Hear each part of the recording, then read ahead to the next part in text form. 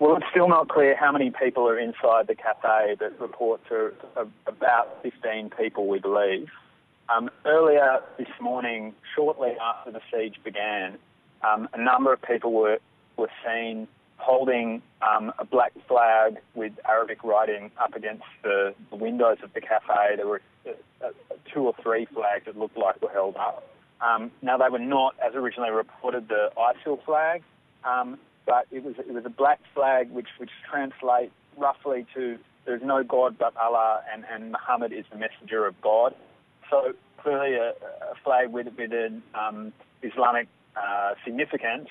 But there have been reports that the gunman wanted the ISIL flag brought to the cafe. Some messages have come out via the hostages inside the cafe, and apparently one of the demands of the gunman is that he wants an ISIL flag. Security agencies in Australia have been very concerned for the last few months about Islamic extremists in Australia and the risk of a homegrown terrorist attack.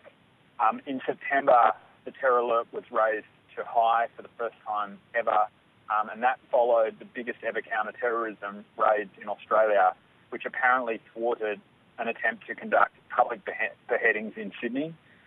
So it is known that there is a radical fringe amongst the Muslim community in Australia, particularly in the outer suburbs of the big cities of Sydney and Melbourne, and to a lesser extent Brisbane. We still don't know who this gunman is, but images show a man in his 40s or 50s, which doesn't fit with the usual pattern of younger disaffected men who've gone off to Syria and Iraq. And reports have just emerged that this man was very calm and wearing what appeared to be some sort of religious type garb. But whether he belongs to a specific group or whether he belongs to ISIL, we still don't know.